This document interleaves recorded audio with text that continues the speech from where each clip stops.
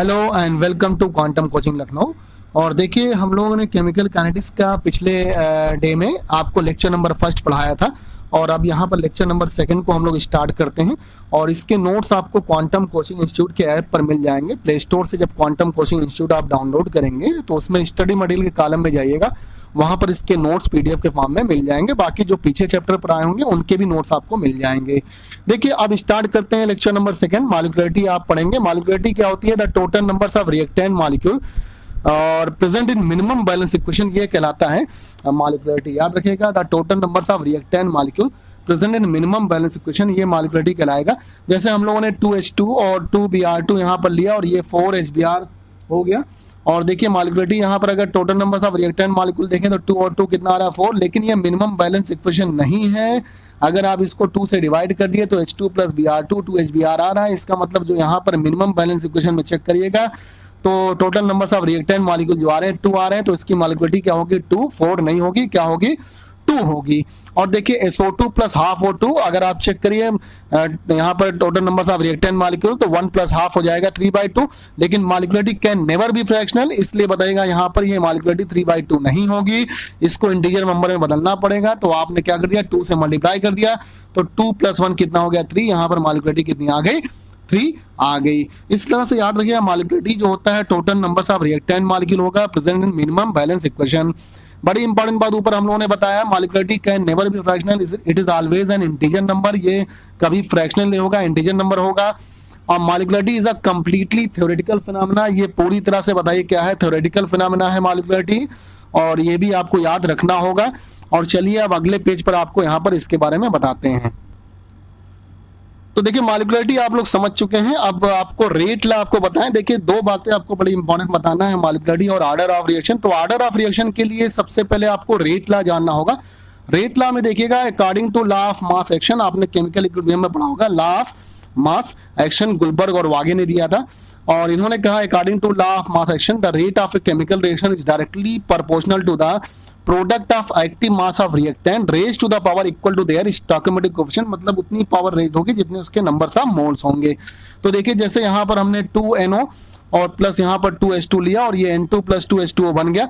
Rate इसका है K, NO2 की पावर 2 और H2 की पावर 2 होना चाहिए, लेकिन यहाँ पर 1 है। इसका मतलब ये है कि आप रेट ला एक्सप्रेशन को डायरेक्ट डिसाइड नहीं कर सकते, ये एक एक्सपेरिमेंटल फिनोमेना है। तो कहेंगे the rate expression obtain on the basis of this law may not be always agree with experimental fact. ऐसा दिख रहा होगा कि आपको हाइड्रोजन की पावर यहाँ 2 रखना है तो यहाँ पर 2 नहीं 1 है, इसका मतलब इसकी पावर 1 पर ही डिपेंड कर रहा है। इसीलिए एक्सपेरिमेंटल फिनोमेना होता है, जैसा दिखता है वैसा नहीं होता है। आपको रेट ला एक्सप्रेशन दिया होता है, उसी की हेल्प से आप लोग ऑर्डर निकाल लेते हैं। तो रेट ला दिया होता है और उसी की हेल्प से ऑर्डर निकाल लेते हैं। जैसे यहाँ पर देखिए 2NO प्लस O2 आपका है, ये 2NO2 में चला गया। रेट आप निकालेंगे K, यहाँ पर NO की पावर 2 है और O2 की पावर क्या है? यहाँ पर 1 है, तो इससे मैच कर रहा है। N2O में अगर चेक करिएगा तो K और N2 की पावर 2 होना चाहिए, लेकिन 1 है। तो इसका मतलब ये पूरी तरह से एक्सपेरिमेंटल फिनोमेना है। और कहते हैं according to law of mass action the rate of a chemical reaction is directly proportional to product of active mass of reactant raise to the power equal to their stoichiometric coefficient. तो जैसा reaction में दिखता है वैसा यहाँ पर होता नहीं है। तो देखिए, यहाँ पर हम लोगों ने आपको रेट ला की बात कर लिया। अब चलिए आगे हम लोग बात करते हैं इसी रेट ला के बेसिस पर आप बात करते हैं ऑर्डर ऑफ रिएक्शन की। तो ऑर्डर ऑफ रिएक्शन की बात करते हैं। ऑर्डर ऑफ रिएक्शन क्या होगा? It is the sum of power raised on concentration term to express rate law equation. याद रखिएगा, जो रेट ला एक्सप्रेशन है उसकी पावर का सम कर दिए, वही क्या हो जाता है? ऑर्डर ऑफ रिएक्शन होता है। पर देखिए, हम लोगों ने A प्लस B और 3C और ये प्रोडक्ट में जा रहा है। यहाँ पर इसका रेट ला एक्सप्रेशन लिखा R directly proportional to A है और B है एक्टिव मास ऑफ A और एक्टिव मास ऑफ B। इसका मतलब C पर डिपेंड नहीं कर रहा, ये इसका रेट ला एक्सप्रेशन है। तो ऑर्डर देखिए, A की पावर 1 है, B की पावर 1 है, तो ऑर्डर कितना आ गया? 1 प्लस यहाँ 1 कितना आ गया? 2 आ गया। तो इस रेट ला एक्सप्रेशन से आप ऑर्डर डिसाइड कर सकते हैं। जैसे देखिए, यहाँ पर A और A है, इसका मतलब स्मॉल a यानी नंबर्स ऑफ मोल्स इसका स्मॉल a दिया हुआ, यहाँ पर B दिया हुआ और ये प्रोडक्ट में जा रहा है। इसका रेट ला एक्सप्रेशन ये है K, A की पावर A और B की पावर B। ऑर्डर देखिए यहाँ पर आ गया A प्लस B।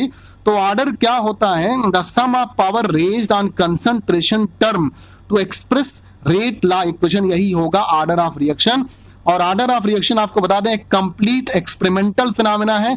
इसका मतलब आपको बता दें, जबकि आपने मॉलिक्युलरिटी पढ़ा था वो थ्योरेटिकल फिनोमेना था, और मॉलिक्युलरिटी की बात हम लोगों ने आपको बताई थी पीछे, एक बार हम लोग वहां पर रिवाइज भी करा देते हैं आपको।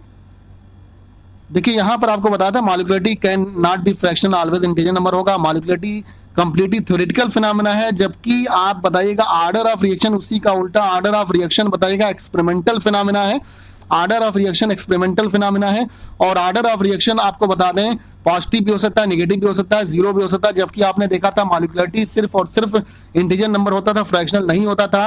और ऑर्डर ऑफ रिएक्शन पॉजिटिव भी हो सकता है, नेगेटिव भी हो सकता है, जीरो भी हो सकता है, इंटीजर भी हो सकता है, फ्रैक्शनल भी हो सकता है। और एक बड़ी इंपॉर्टेंट बात और बता दें, order of reaction greater than molecularity भी हो सकता है, लेस देन मॉलिक्युलरिटी भी हो सकता है, और इक्वल भी हो सकता है। ये साइन यहाँ पर लगी हुई है, ये देखिए ग्रेटर देन की साइन है, और ये बताइए लेस देन की साइन है, और बीच में जब यहाँ पर इक्वल लग गया तो बताइए क्या हो गया, इक्वल भी हो सकता है।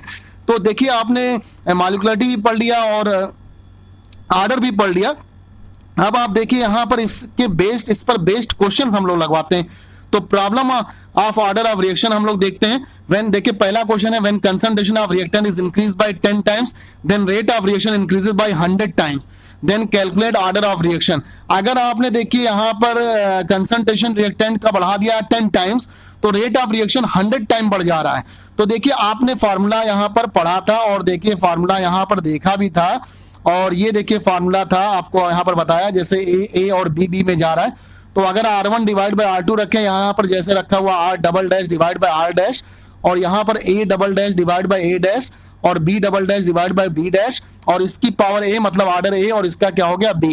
तो with respect to A order बताइए क्या हो गया, ऑर्डर A हो गया स्मॉल a, और इसके रिस्पेक्ट में ऑर्डर क्या हो गया, B हो गया। तो इसी फार्मूले का यूज करेंगे यहाँ पर बताइएगा इस क्वेश्चन में। तो इसी फार्मूले का देखिए यहाँ पर यूज कर रहे हैं।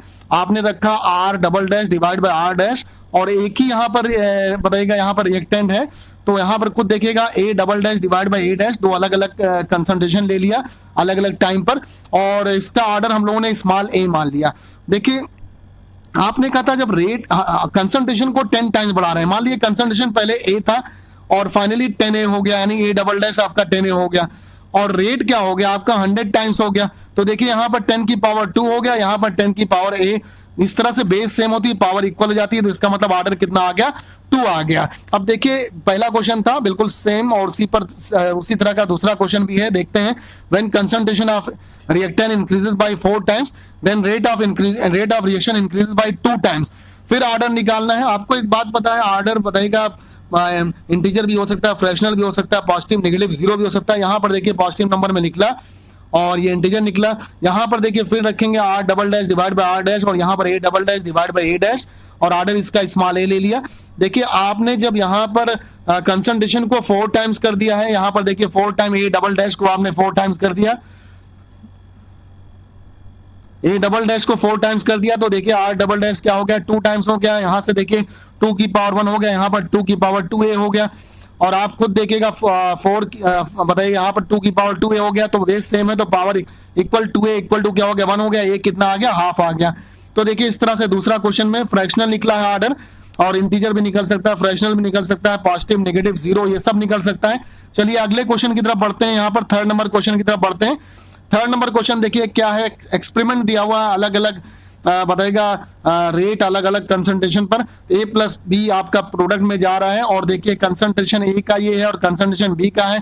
पहले जो एक्सपेरिमेंट में, फर्स्ट एक्सपेरिमेंट में A का कंसंट्रेशन 0.1 और B का 0.1, और रेट दिया हुआ है 2 × 10⁻⁴ मोल पर लीटर पर। तो पहले में देखिए आपको ये दिया 0.1 और 2 × 10⁻⁴ रेट दिया हुआ है। दूसरे एक्सपेरिमेंट में 0.2, 0.1 और 4 × 10⁻⁴ दिया हुआ है।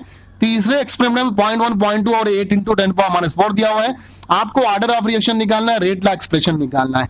तो देखिए रेट लॉ एक्सप्रेशन इसका अगर हम लोगों ने यहाँ पर मान लिया, अभी देखिए आप R इक्वल टू यहाँ पर मान लिया हम लोगों ने K, और अभी पता नहीं है इसका रेट क्या है, A और B मान लिया इसका ऑर्डर।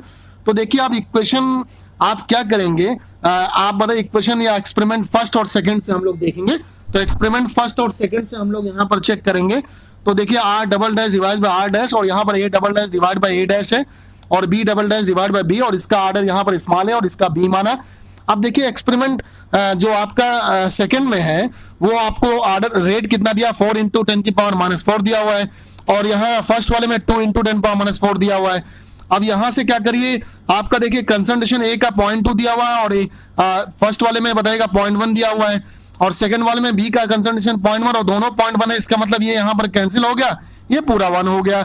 इसका देखिए यहाँ पर कैंसिल करेंगे, 2 की पावर क्या हो गया 1 और 2 की पावर ए, यानी with respect to A order कितना आ गया 1 आ गया, with respect to A order 1 आ गया। अब जरा बताइए बी के रिस्पेक्ट में निकालना है, तो देखिए जब हम लोगों ने ए के रिस्पेक्ट में निकाला था तो हम लोगों ने ऐसा किया था कि ऐसा एक्सपेरिमेंट लिया था जिसमें बी का कंसंट्रेशन सेम हो जाए, जिससे वो कैंसिल हो जाए, तो फर्स्ट और सेकंड लिया था। अब हम लोग को बताइएगा यहाँ पर बी के रिस्पेक्ट में निकालना है, तो हम लोग ए का कंसंट्रेशन सेम ले लें, तो फर्स्ट और थर्ड को हम लोग यहाँ पर ले लेंगे। तो फर्स्ट और थर्ड इक्वेशन में हम लोगों ने यहाँ पर चेक किया और देखिए फिर रखा, थर्ड वाले में 8 इंटू 10⁻⁴ है रेट, और फर्स्ट वाले में 2 इंटू 10⁻⁴ है। ए का दोनों में सेम है 0.1 और 0.1, जैसे बताइए यहाँ पर बी का सेम था, तो ये कैंसिल हो जाएगा, बी का निकल जाएगा। अच्छा, दोनों का बाई चांस अगर अलग अलग होता तो आपका इक्वेशन बन के निकलता, लेकिन यहाँ पर ऐसा क्वेश्चन दिया नहीं हुआ था। यहाँ पर आसानी से आप एक को कैंसिल कर दिए और दूसरा निकल जाएगा। देखिए यहाँ पर कितना दिया हुआ है बी वाले में जरा बताइए, यहाँ पर एक का 0.2 दिया हुआ है, एक का 0.1 दिया हुआ है, तो आ जाएगा यहाँ पर 2। तो देखिए यहाँ पर बी के रिस्पेक्ट में ऑर्डर कितना आ गया 2, तो ए के रिस्पेक्ट में ऑर्डर आ गया 1, और बताइए बी के रिस्पेक्ट में क्या आ गया 2।